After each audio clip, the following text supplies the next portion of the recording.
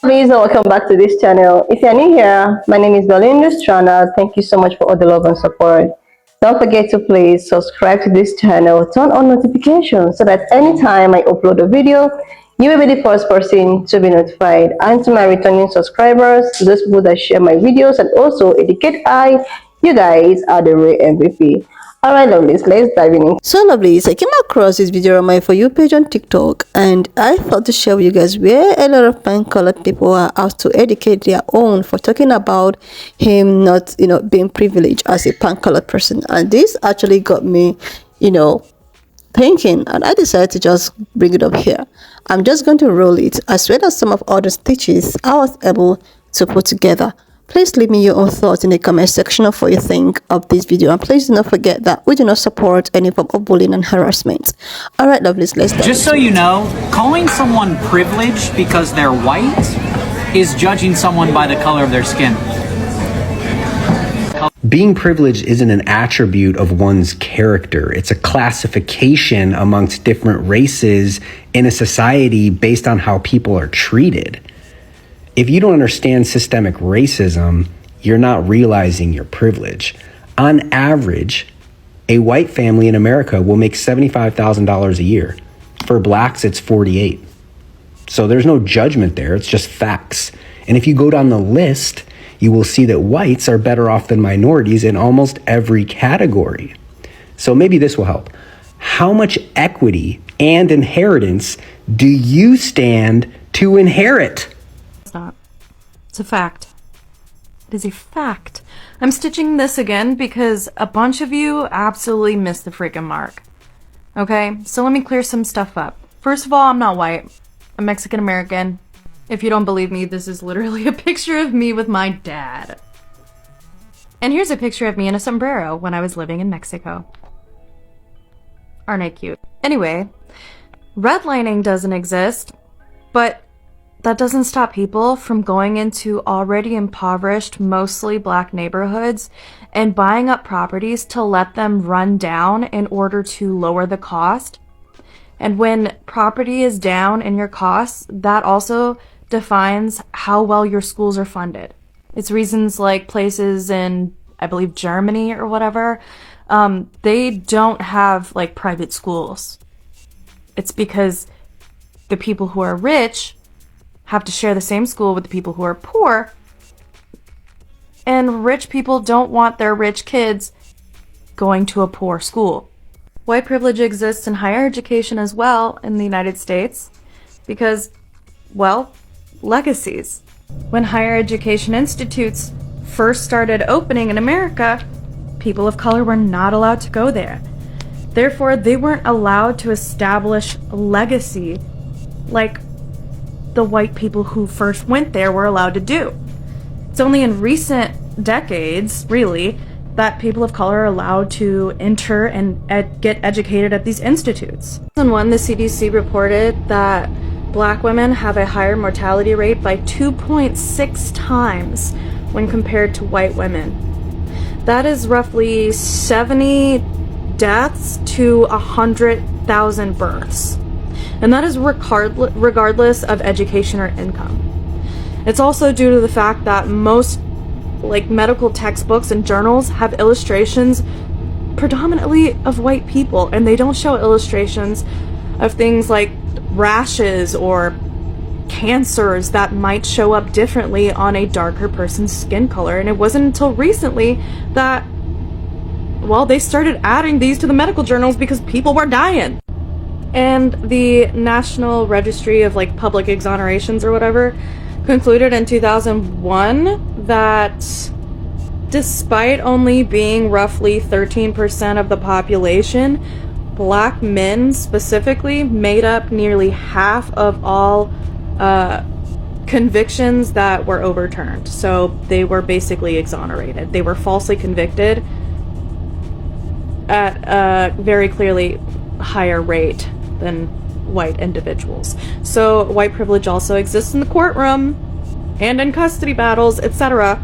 And those crimes for convictions against black people, those false convictions, they go up if the crime is violent. And let's not forget white privilege exists in the media. Because how are we gonna forget how the media treated Michelle Obama for having a sleeveless dress, yet praising Donald Trump's wife Melania, who was a literal porn star, as a vision of womanhood and beauty? There's nothing wrong with that, but the comparison is a little suspicious, don't you think? People who try to make this white privilege is racism argument, they just do so to invalidate actual racism.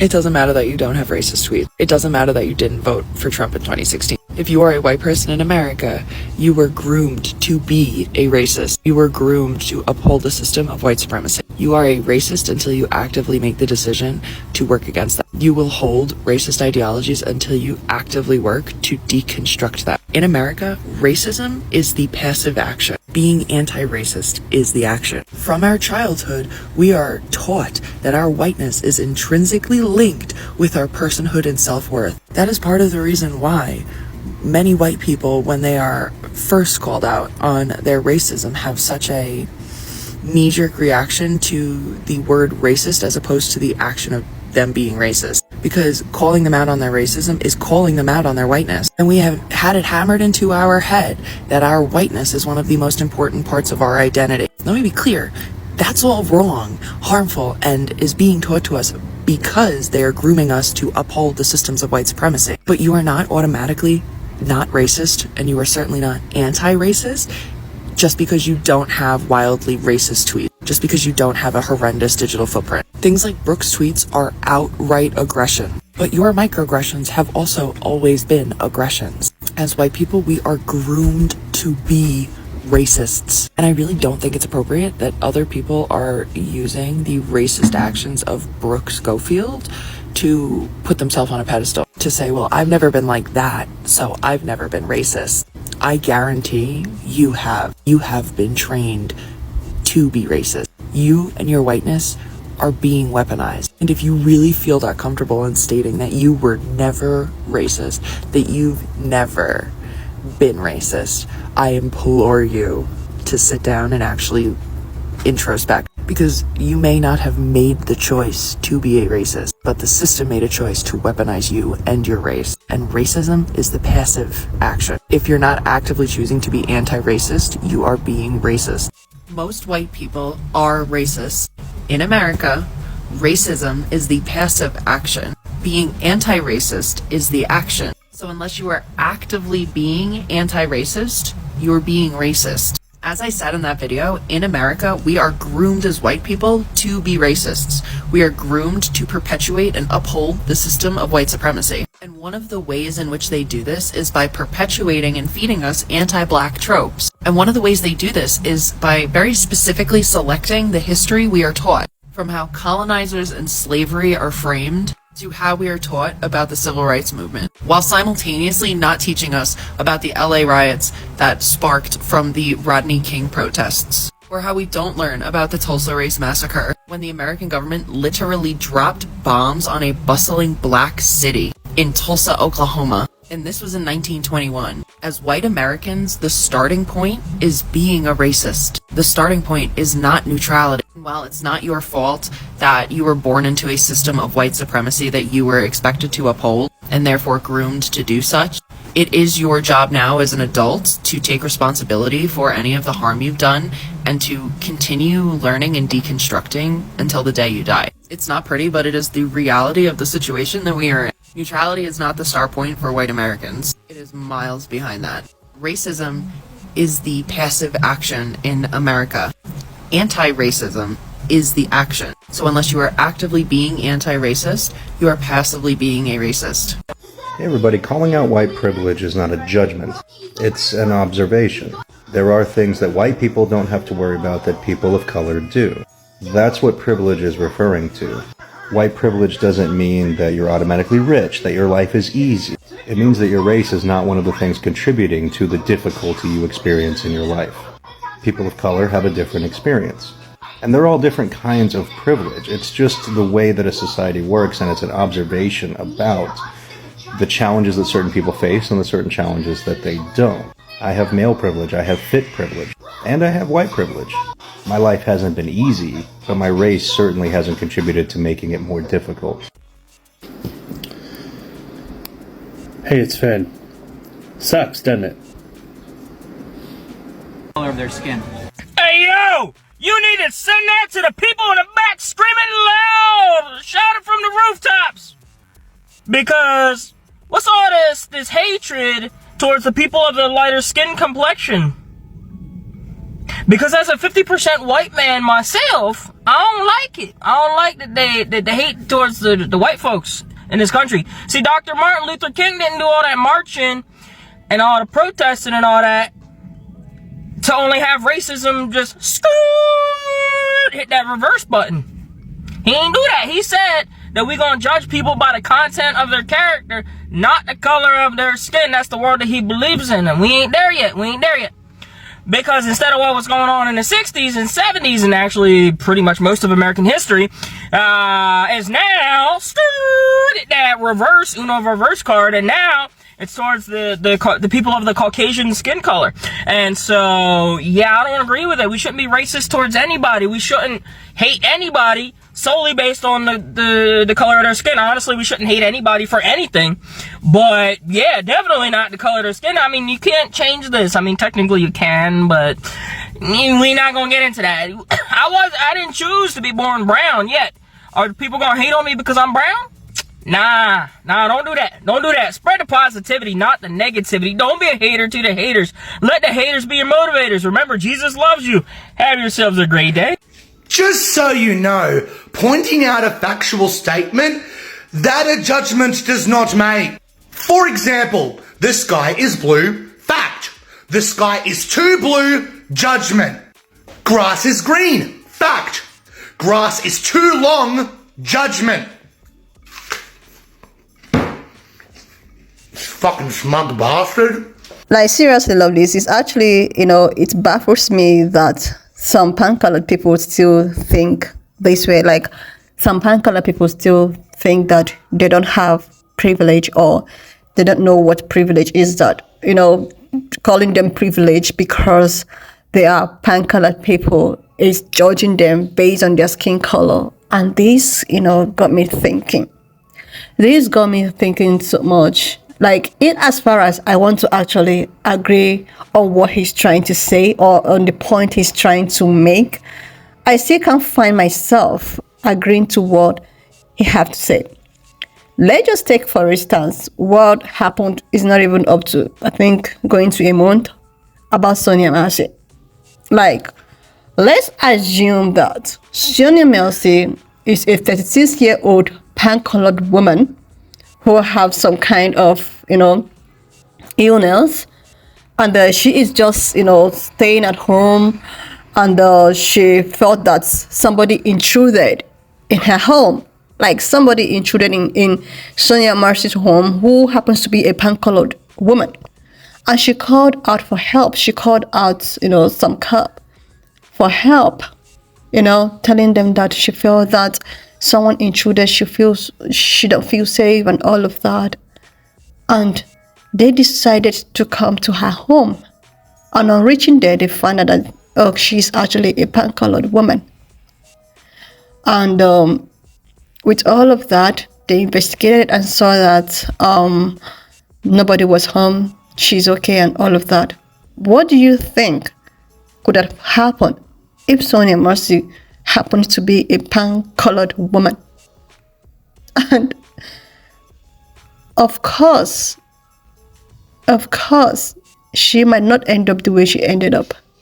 She would not, is 100% not end up how she ended up. Even if she's carrying a pot of water or a pot of steaming water to, on them, she will still not end up the way she ended up as a pan-colored person.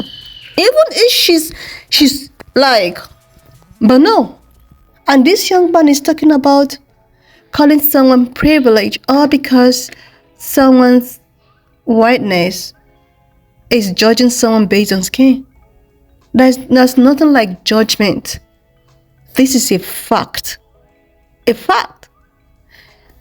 assuming Sonia Mercy is actually a pan-colored woman, she will still be here. Like, she wouldn't, like, all of this controversy wouldn't even happen. That is the privilege. That is the privilege that people like this fail to acknowledge. Like, they know it actually exists, but they don't want to acknowledge it. They know. Like, how many times are we going to be going back and forth with this privilege of a thing, even if the society has actually made it so, even if the society keep on proving that privilege exists? Sonia Mercy is just of recent. What about the other guy? What about is it 23-year-old first guy, a black dude who was just on his own on call? He was on call and a neighbor thought that he's having a misunderstanding or maybe violent or maybe domestic whatsoever. And she decided to call. And on calling, they have to, and that was it. They just assumed that it was actually a pan-colored person. Do you think that it will end the way it's ended? Like, I don't know why people will see the truth in front of you, the fact in front of you, but just because you just want to keep on lying to yourself. You don't want to admit the truth in front of you. You just want to keep on blindly lying to yourself. Like, I like the fact that pan-colored people responded to his speech, trying to, educate him. The thing is that most of them, if not even all of them, know the way at which the system runs. Many of them have come to terms with the way the system runs, and they are like, okay, this is how it is, but what is it that we need to do? But majority of them still believe that, even if they know vividly well, deep inside of them, that the system has been built in a way where it's actually favors some group of people and don't favor some group of people, they still want to doubt it.